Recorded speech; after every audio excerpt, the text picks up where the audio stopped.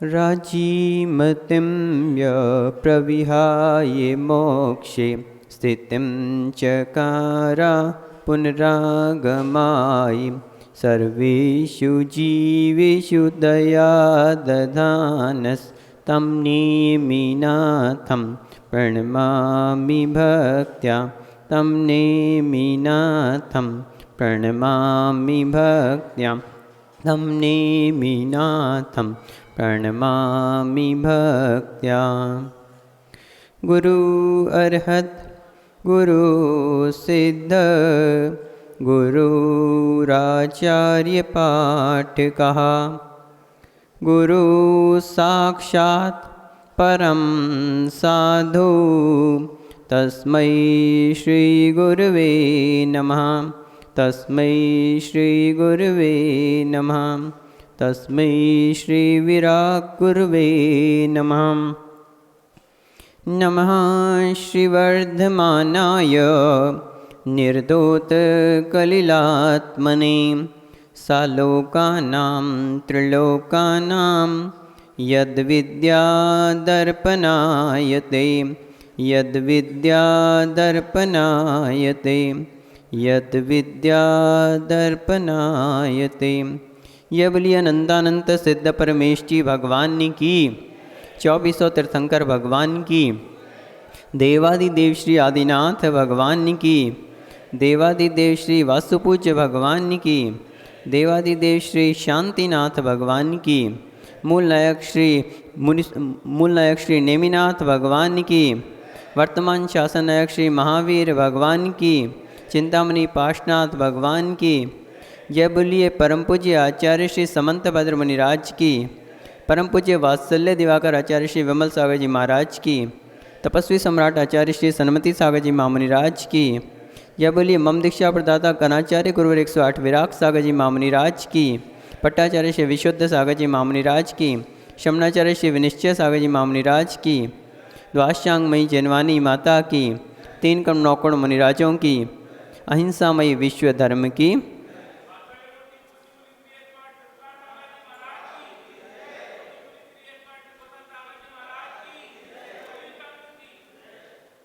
बंधुओं, आप सभी को पता है कि समंतबद्ध महाराज द्वारा विरचित रत्नकंठ श्रावकाचार्य की हमारी वाचना चल रही है, जिसमें आचार्य श्री प्रतिदिन नए नए श्लोकों के माध्यम से धर्म का स्वरूप बतला रहे हैं और सम्यक दर्शन का स्वरूप बतलाने के बाद आचार्य श्री धर्म का महत्व बतला रहे हैं। कल हमने देखा था कि आचार्य श्री ने क्या बतलाया था? एक सम्यक दर्शन जिसके पास में है, यदि वह व्यक्ति भंगी के शरीर में भी है, यदि सम्यक दृष्टि भंगी भी है, तो भी चांडाल होते हुए भी वो कैसा है? जैसे एक अंगारा राख के अंदर छिपा होता है, लेकिन उसका जो औज है, उसका जो प्रकाश है, वो बाहर आता है, पता लगता है सबको, वो उसको दबाया नहीं जा सकता। तो ऐसा कल हमने देखा था कि वो उस प्रकाश की भांति है जो कि अभी दबा हुआ है, लेकिन एक दिन बाहर आएगा। उस जलते हुए अंगारे की तरह से जो राख के अंदर दबा हुआ है, वो एक सम्यक दृष्टि अगर भंगी के शरीर में भी है तो भी उसकी योग्यताएं एक दिन सामने आती हैं। तो ऐसा हमने कल श्लोक नंबर 28 के माध्यम से देखा था। आज आचार्य श्री श्लोक नंबर 29 के माध्यम से धर्म की महिमा बतला रहे हैं कि धर्म का क्या फल है और अधर्म का क्या फल है। धर्म करने से हमें क्या फ़ायदा होता है और अधर्म करने से क्या नुकसान होता है। तो ऐसा यहाँ पे आचार्य श्री दोनों का फल बताते हुए कह रहे हैं। श्लोक नंबर 29 में आचार्य श्री बोल रहे हैं, सब लोग हाथ जोड़ लेंगे। श्वापी देवोपी देवः श्वः, श्वापी देवोपि देवा श्वः, जायते धर्म किलीविषात्, जायते धर्म किलीविषात्, कापि नाम भवेदन्या, कापि नाम भवेदन्या, सम्पद्धर्मशरीरिणां, सम्पद्धर्माच्छरीरिणाम् श्वापि देवोऽपि देवाश्वा जायते धर्मकिलिविषात् कापि नाम भवेदन्या सम्पद्धर्माच्छरीरिणाम्।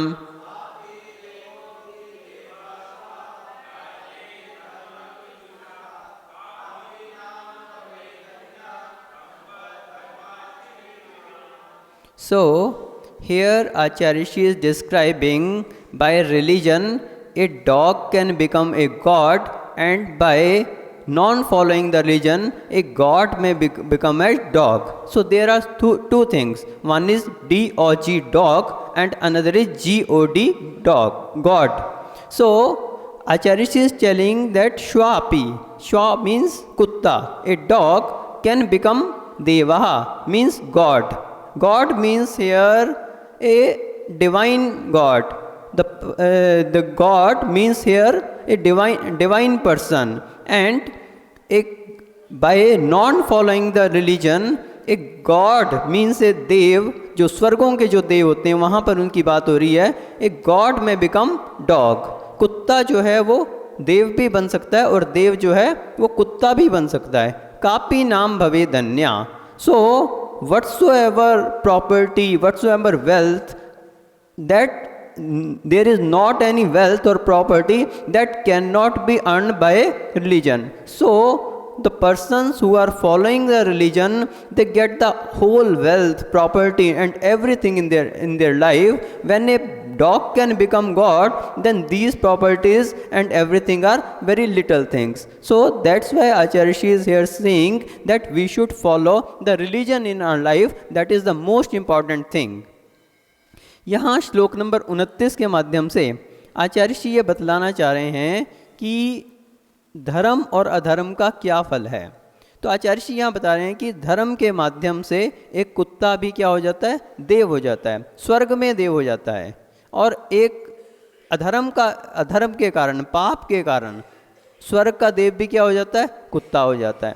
तो यहाँ पर आचार्य जी ने कहा श्वापी देवोपि देवा श्वः जायते धर्म किलिविषात्. अब यहाँ पर 3 बातें कही हैं और उनका 2-2 का ग्रुप बना दिया. श्वापी देवोपि, ये 2 बातें हो गई है ना. तो श्वापी देवोपि, इनमें से पहली चीज ले लो, क्या, श्वापी. और फिर कहा देवः श्वः, यानी कि देव और श्वा यानी कुत्ता. तो इनमें से पहली चीज ले लो देव. और फिर बाद में कहा धर्म किलविषात्, तो इसमें पहला ले लो धर्म. तो श्वापी देवः धर्म, धर्म. अब यहाँ पे एक चीज़ ध्यान रखनी है कि यहाँ पे कहा है कि धर्म किलिविषात्. तो धर्म किलिविषात् यहाँ पंचमी का प्रयोग है और समास है. क्या है, समास है. जैसे आप कहते हैं ना माता पिता आ रहे हैं. अब माता आ रही है, पिता आ रहे हैं, आप एक साथ बोल देते हैं ना, पर माता पिता आ रहे हैं. तो वैसे ही यहाँ पे वह समास है धर्म किलिविषात्, यानी धर्मात् किलिविषात्, धर्म से और पाप से. किलिविषात् यानी कि पाप से. तो यहाँ पे एक एक चीज ले लेनी अपन को. श्वापी देवः जायते कस्मात् धर्मात्. तो सीधा अर्थ हो गया धर्मात् श्वापी देवः जायते, यानी धर्म से कुत्ता भी देव हो जाता है. और दूसरी चीज हम लेंगे किलिविषात् देवोपि श्वः जायते. किलिविषात् यानी पाप से, देवोपि देव भी, श्वः यानी के कुत्ता, जायते कुत्ता हो जाता है. तो यहाँ पे 2 बातें कह दी आचार्य जी ने एक साथ. श्वापी देवो जायते कस्मात् धर्मात्, और किलिविषात् देवोपि श्वः जायते, धर्म से क्या हो जाता है, कुत्ता भी देव हो जाता है. और अधर्म से, पाप से देव भी कुत्ता हो जाता है. और कापी नाम भवेदन्या संपद धर्माश्चर्यी नाम. तो बता रहे हैं कि जब एक कुत्ता जो है धर्म के प्रभाव से देव हो जाता है, स्वर्ग का देव हो जाता है, इतनी बड़ी संपदाएं उसको प्राप्त हो जाती हैं, तो फिर मनुष्यों को बड़ी बड़ी संपदाएं मिल जाएं, इंद्र चक्रवर्ती आदि के पद मिल जाएं, बहुत बड़े बड़े उनके लिए निधियों की प्राप्ति हो जाए, 9 निधियों और 14 रत्नों की प्राप्ति हो जाए, इंद्र की संपदा मिल जाए. और तो क्या, यदि मोक्ष लक्ष्मी भी प्राप्त हो जाए, तो इसमें कौन से आश्चर्य की बात है. जब एक कुत्ते के लिए स्वर्ग की संपदा प्राप्त हो सकती है, तो फिर मनुष्यों के लिए अगर मोक्ष लक्ष्मी भी प्राप्त हो जाए, तो इसमें कौन सी बड़ी बात है. ऐसी कौन सी संपदा है, कापी नाम भवे धन्या, ऐसी कौन सी संपदा है जो धर्माशरीरी नाम, धर्म से शरीरियों को यानी कि जीवों को प्राप्त नहीं हो सकती, यानी सब कुछ प्राप्त हो सकता है। तो कहने का अर्थ ये है कि यहाँ पे आचार्य श्री ने धर्म की महिमा बताई है कि धर्म, यदि हमारे जीवन में धर्म है तो हम सब प्रकार की संपदाओं को प्राप्त कर सकते हैं। सब प्रकार की खुशियाँ, सब प्रकार के सुख, सब प्रकार की संपदाएं हमारे चरणों में अपने आप आती हैं। बस हमें अपना धर्म जो है उसको अपने जीवन में धारण करना चाहिए। यदि हमारे जीवन में धर्म है तो हमें सभी संपदाएं स्वयं से प्राप्त होती हैं, उसके लिए फिर प्रयास नहीं करना पड़ता, उनके लिए एफर्ट्स नहीं करने पड़ते। जैसे मुनि महाराज होते हैं, तो मुनि महाराज के जीवन में क्या होता है? धर्म होता है, और धर्म होने के कारण सभी सुख, सभी संपदाएं उनके लिए अपने आप प्राप्त होती है। आप लोग कमाने के लिए कितना एफर्ट करते हैं, कितनी प्रयास करते हैं, दुकान पे जाते हैं सुबह से रात तक, रात तक 11 12 बजे तक दुकान पे बैठते हैं, और फिर उसके बाद कुछ लोग सर्विस पे जाते हैं, और नहीं जाएं तो फिर क्या होगा? बॉस नाराज़ हो जाता है। किस दिन लेट हो जाएं तो क्या कुछ भी कह सकता है, तनख्वाह काट सकता है, कहीं किसी को नौकरी से निकाल सकता है, कोई नाराज़ हो जाए तो नौकरी से ही निकाल देता है। तो इसलिए आपको टाइम पे पहुंचना पड़ता है। यानी कितना परिश्रम, खेती बाड़ी करते हैं लोग, कितना परिश्रम करते हैं, व्यापार करते हैं, कहीं शिल्पकला आदि, तो कितने प्रकार से आजीविका कमाते हैं, और उसमें कितनी मेहनत करते हैं, कितना परिश्रम करते हैं, पूरा दिन मेहनत करते हैं, और दोनों हाथों से कमाते हैं, और एक हाथ से भी ढंग से नहीं खा पाते। हमने एक दिन बताया था, आप खाने बैठो और तभी किसी ग्राहक का फ़ोन आ जाए, बस हो गया खाना पूरा। पता लगा कि दुकान पे ग्राहक खड़ा है, खटाखट से भोजन किया और दुकान पे चले गए। क्या भोजन का आनंद रह गया?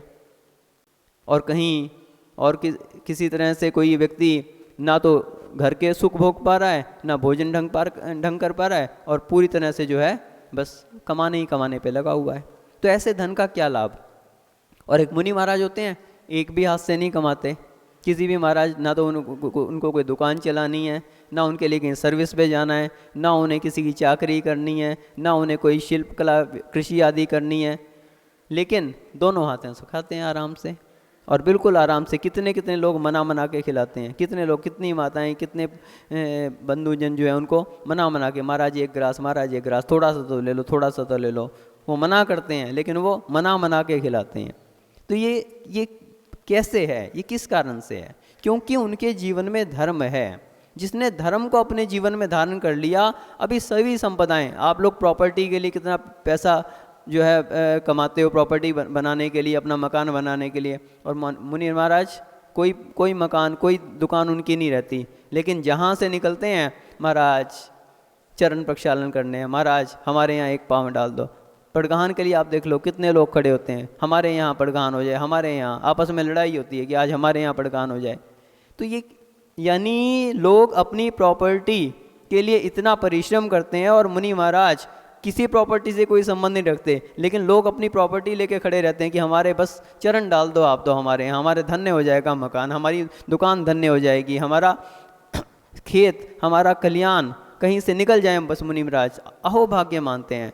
अब देखो रास्ते में कई बार विहार होता है तो प्रार्थनाएं चलती है, महाराज इधर से, महाराज इधर से, महाराज इधर से। क्यों? उस तरफ अपनी दुकान पड़ रही है, उस तरफ अपना कुछ भी कार्यालय पड़ रहा है, उस तरफ अपना मकान पड़ रहा है, हम बस महाराज के चरण पड़ जाएं उस तरफ।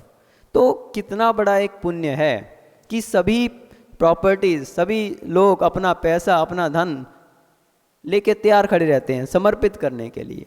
किस कारण से? धर्म से। तो धर्म एक ऐसी चीज है जिससे हर प्रकार की संपदा, हर प्रकार की प्रॉपर्टी, हर प्रकार के सुख क्या प्राप्त होते हैं? ये सभी कुछ प्राप्त होता है, और बिना किसी एफर्ट के। उन्होंने कोई प्रयास नहीं किया कोई प्रॉपर्टी कमाने का, कोई धन कमाने का, अथवा किसी भी प्रकार के वेल्थ कमाने का, लेकिन अपने आप से ये सब आ रहा है। किसका प्रभाव है ये? एकमात्र धर्म का। तो आचार्य श्री कहते हैं कि श्वापी द्वेवोपी, धर्म के प्रभाव से तो एक कुत्ता भी, कुत्ते में भी यदि धर्म है तो क्या होता है? देव बन जाता है, स्वर्ग का देव हो जाता है। हमारे यहाँ एक कथा आती है कि जीवनधर स्वामी ने एक कुत्ते को, मरणासन कुत्ते को क्या सुनाया था? नमोकार मंत्र सुनाया था, और उससे वो क्या हो गया? स्वर्ग में जाकर देव हो गया। यानी नमोकार मंत्र का इतना बड़ा प्रभाव कि एक कुत्ता जो कि जिसने पूरे जीवन में नमोकार मंत्र शायद नहीं सुना होगा, लेकिन मरण समय में एक बार नमोकार मंत्र जीवेंद्र कुमार ने उसके लिए सुनाया तो वो स्वर्ग में देव हो गया। तो धर्म का इतना बड़ा प्रभाव है। तो जो लोग जीवन में धर्म को धारण करते हैं तो निश्चित रूप से उनके लिए क्या होता है, बहुत बड़ी संपदाओं की प्राप्ति हो जाती है।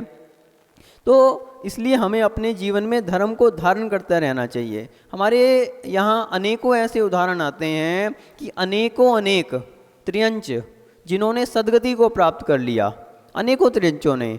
तो इस कारण से, किस कारण से, एकमात्र धर्म के कारण से।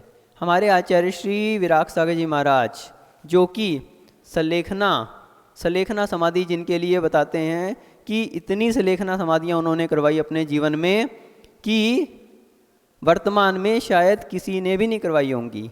लगभग 148 सलेखना समाधियाँ उन्होंने करवाई, और ये तो मनुष्यों की सलेखना समाधि कराई। इसके अलावा अनेकों त्रियंचों की भी उन्होंने सलेखना समाधियाँ करवाई, कुछ तो हमारे सामने हुई।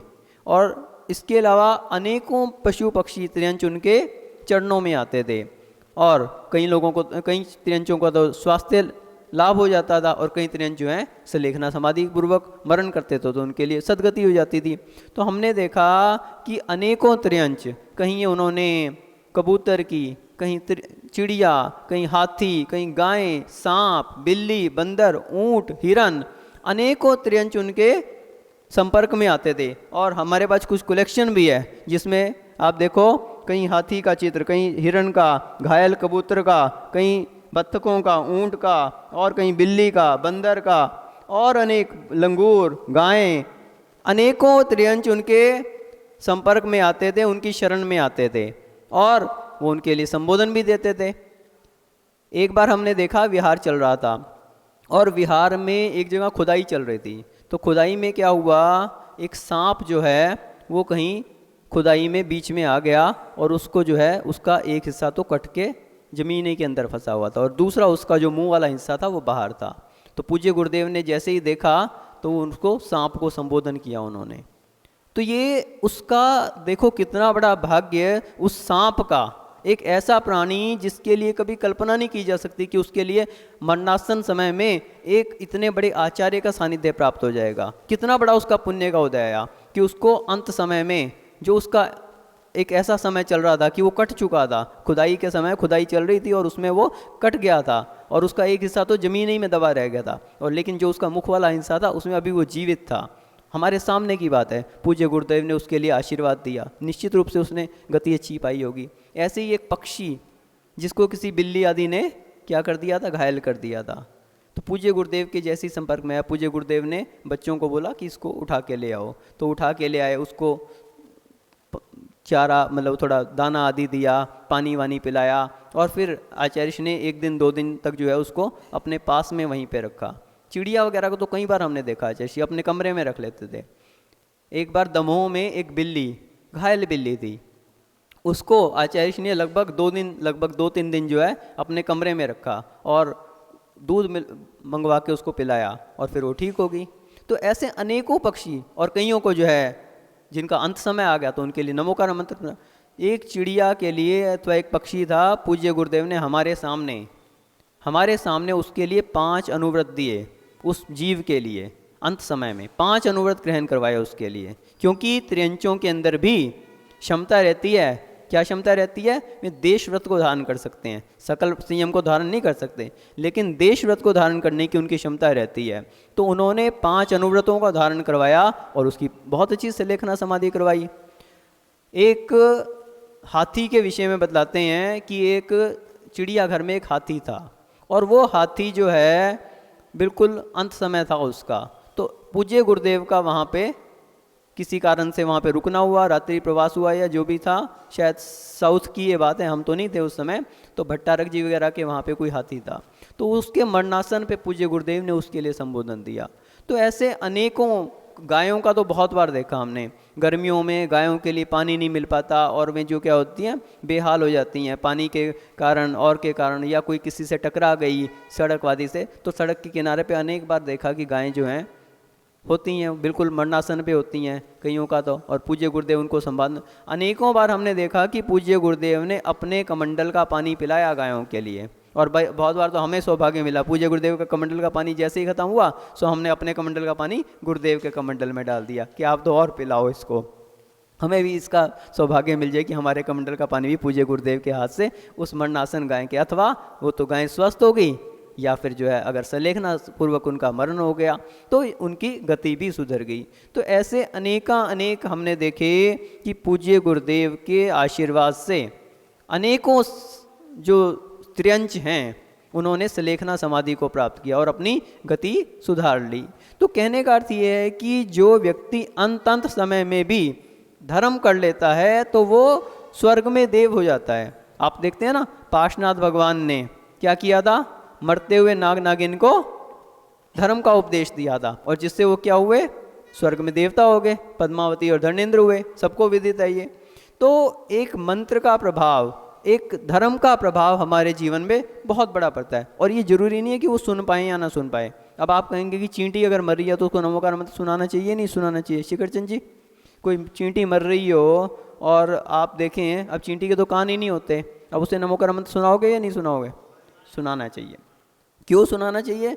क्योंकि मंत्र की अपनी एक ऐसी शक्ति होती है, मंत्र का ऐसा प्रभाव होता है कि वो जीव के ऊपर असर डालता है, भले वो जीव उसको सुन पाए या ना सुन पाए। आप देखो जो मंत्रवादी होते हैं मंत्र के प्रभाव से सांप को वश में कर लेते हैं, जहर उतार देते हैं। तो ये कैसे हो रहा है? उस मंत्र के प्रभाव से हो रहा है। अब वो जीव उसको सुन पा रहा है या नहीं सुन पा रहा ये जरूरी नहीं है। सांप छुपे हुए भी बाहर निकल के आ जाते हैं उस मंत्र के प्रभाव से। कैसे? अब ऐसा थोड़ी है कि वो मंत्र जो वो बोल रहा है मंत्रवादी वो उसको सुनाई पड़ रहा है, जरूरी नहीं है। लेकिन उस मंत्र का ऐसा प्रभाव है कि वो उस जीव के ऊपर प्रभाव डाल रहा है। अपन देखते हैं महावीर कीर्ति महाराज का, उनका एक ऐसा उनके अंदर शक्ति थी कि वे जहर उतार देते थे व्यक्ति का। एक बार हमने बताया था कि एक व्यक्ति जो कि जिसके लिए काले सांप ने काट लिया और लोगों ने समझा कि इसकी मृत्यु हो गई है और उसको शमशान में लेके जा रहे थे, अर्थी जा रही थी, और पूज्य गुरुदेव महावीर कीर्ति महाराज ने अपने ज्ञान से जान लिया कि वो व्यक्ति जीवित है और उन्होंने उस अर्थी को बुलवाया। पहले तो लोग घबरा रहे थे लेकिन महाराज ने कहा है तो लेके आ गए। उन्होंने कहा खोलो इसको, उसको खोला और पूज्य गुरुदेव ने अपने पिच्छी से उसके ऊपर कुछ मंत्रों से झाड़ा और उस पिच्छी को फिर अपने कमंडल पे ऐसे पटक दिया, फिर झाड़ा फिर कमंडल पे पटक दिया, फिर झाड़ा फिर कमंडल पे लगा दिया। थोड़ी देर बाद क्या हुआ, वो व्यक्ति उठ के खड़ा हो गया। सभी लोग तो पहले घबरा गए कि अरे ये तो भूत आ गया, भूत आ गया। तो महाराज ने बोला नहीं घबराओ नहीं, ये व्यक्ति जीवित था, इसको उस काले सांप ने डस लिया था, ये बेहोश हो गया था और इसका अब जहर उतर गया, अब ये बिल्कुल स्वस्थ हो गया। और फिर उन्होंने कहा ये कमंडल का जो पानी है वो पानी जैसा नहीं बचा था, बिल्कुल हरा नीला हो गया था, पूरा जहर उसका जो है वो उस कमंडल के पानी में आ गया था। तो पूज्य गुरुदेव ने कहा कि इसको पानी को ऐसी जगह डालो जहाँ पे कोई जीव जंतु ना हो। तो उस पानी को वैसे ही वहाँ डाला गया। पूज्य गुरुदेव आचार्य विराग सागर जी महाराज का अनेकों वर्षों के बाद जब वहाँ उस तरफ जाना हुआ तो लोगों ने दिखाया कि ऐसे महावीर कीर्ति महाराज के कमंडल का पानी इस जगह डाला गया था। इतने वर्षों के बाद भी वहाँ पर आज भी कोई पौधा नहीं उगता, यानी वो इतनी विषैली हो गई जगह, इतना जहर था उस पानी के अंदर कि वो आज भी उस जगह पे कोई पौधा नहीं उगता। तो ये मंत्रों का प्रभाव होता है। मंत्रों के प्रभाव से क्या हो सकता है, जहर भी उतारा जा सकता है।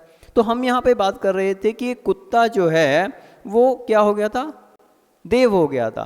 तो जीवन में धर्म का बहुत बड़ा प्रभाव है और परलोक में अगर कुछ साथ जाता है तो अपना धर्म ही जाता है, ना तो आपकी प्रॉपर्टी जाती है ना ही आपका रुपया पैसा जाता है, क्या जाता है, आपका धर्म ही जाता है। लोग इतनी कमाई करते हैं सब कुछ, तेज कुमार जी कितनी कमाई करते हो आप डेली, इतनी कमाई करते हो, क्या कुछ साथ जाने वाला है क्या आपके? नहीं जाएगा। क्या एक आप अपने साथ एक सुई भी लेके जा सकते हैं? कोई सुई भी एक साथ में जा सकती है? नहीं जा सकती। एकमात्र जो आप जीवन में धार्मिक कार्य कर लेते हैं वो धर्म ही आपके साथ परलोक में जा सकते हैं। तो यहाँ पे कहते हैं बंधवो ही शमशानांता गृही एवाजित धनम भस्मने गात्र में कत्वाम धर्म एव न मुंच्यति। छत्र चूड़ामणि श्लोक अध्याय 11 और श्लोक नंबर 43 में ऐसा बताया गया कि बंधवो ही शमशानांता, बंधु जो हैं, जो भी आपके परिवार के लोग हैं, वो कहाँ तक साथ जाते हैं? शमशान तक साथ जा सकते हैं। गृह एवार्जित धनम, जो आपने धन इकट्ठा कर लिया है वो क्या साथ में जाएगा? वो तो घर में ही रह जाएगा। भस्मने गात्र में कमचाम, जो गात्र आपका शरीर है, गात्र यानी शरीर, वो भी क्या हो जाएगा? भस्म हो जाएगा। तो वो भी आपके साथ जाने वाला नहीं है। धर्म एवं मुच्यंती, एकमात्र धर्म है जो आपका साथ नहीं छोड़ता। यानी बंधुजन जो है आपका शमशान में जाके साथ छोड़ देंगे। आपका घर, जो आपका धन है वो तो आपके घर में ही रह जाएगा, घर से ही आपके साथ नहीं जाएगा। और जो आपका शरीर भी है वो भी भस्म हो जाएगा, वो भी आपके साथ जाने वाला नहीं है। एकमात्र जो आपने धर्म जीवन में किया है, जो भी धार्मिक कार्य किए हैं, वो ही आपके परलोक में साथ जाएंगे और कुछ भी आपके साथ जाने वाला नहीं है। इसलिए हमें अपने जीवन में धर्म को धारण करना चाहिए। और जो जो हम धर्म को धारण करते हैं निश्चित रूप से वो क्या होते हैं? वो क्या करते हैं?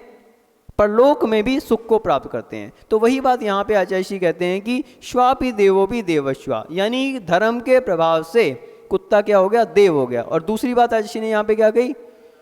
श्वा देवोपि श्वा जायते। दूसरी बात क्या कही? किली विषात, यानी अधर्म से, पाप से क्या हो गया? देव भी कुत्ता हो गया। यानी पाप का इतना बड़ा असर है कि देव, स्वर्ग के देवता भी क्या हो गए? कुत्ता बन गए। हमारे यहाँ बतलाया कि जो देव होते हैं और जिनके अंदर धर्म नहीं होता, सम्यक दर्शन जिनके अंदर नहीं होता, जो मिथ्या दृष्टि देव होते हैं, वो कैसे होते हैं? विपरीत चिंतन वाले होते हैं। क्योंकि मिथ्यात्व का एक ऐसा प्रभाव होता है कि वो विपरीत चिंतन देता है। तो जिस समय उनका अंत समय निश्चित सामने आता है, तो जो सम्यक दृष्टि होता है वो तो चिंतन करता है कि चलो अब मेरे लिए मनुष्य प्रिय मिलेगी और मैं अपना कल्याण करूँगा तपस्या करके और मोक्ष को प्राप्त करूँगा। लेकिन मिथ्या दृष्टि के मन में विचार आ जाता है। क्या विचार आ जाता है?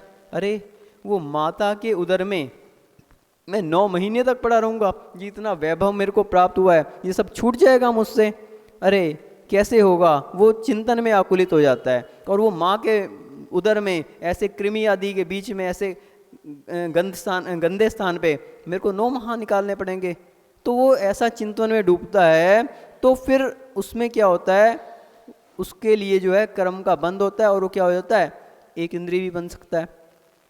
दूसरे स्वर्ग तक के देव जो हैं एक इंद्रिय में भी जन्म ले सकते हैं। और 12वें स्वर्ग तक के देव बतलाते हैं वे भी पंचेंद्रिय त्रिंश तक हो सकते हैं। तो ये किस कारण से? अधर्म के प्रभाव से। आप देखते हैं ना 6 डाला में आचार्य 6 डाला में दौलत राम जी क्या कहते हैं?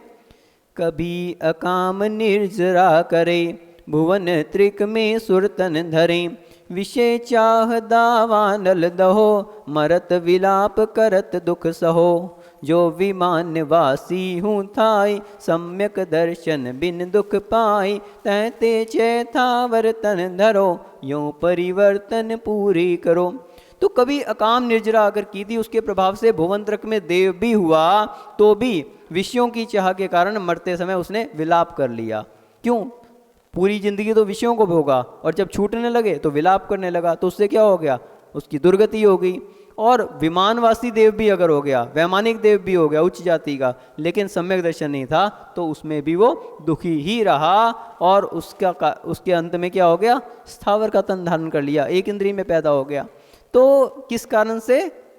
धर्म के अभाव से, सम्यक दर्शन के अभाव से। तो यहाँ पे यही 2 बातें आचार्य जी ने कही कि धर्म के द्वारा कुत्ता देव भी हो सकता है और देव जो है वो त्रियंच भी हो सकता है। तो इसलिए हमें अपने जीवन में धर्म को धारण करना चाहिए। जो व्यक्ति धर्म को धारण करता है वह स्वर्गों में भी सुखी रहता है और यदि नरकों में भी जाना पड़े वहाँ भी सुखी रहता है। लेकिन यदि धर्म नहीं है, यदि सम्यक दर्शन नहीं है, तो वो स्वर्गों में भी सुख को प्राप्त नहीं कर सकता। इसलिए हम अपने जीवन में धर्म को धारण करें और उस धर्म के द्वारा अपने जीवन में सुख की भी वृद्धि करें और एक दिन मोक्ष सुख को भी प्राप्त करें। इसी भावना से जय बोलिए परम पूज्य गणाचार्य श्री 108 विराग सागर जी महामुनि राज जी की जय।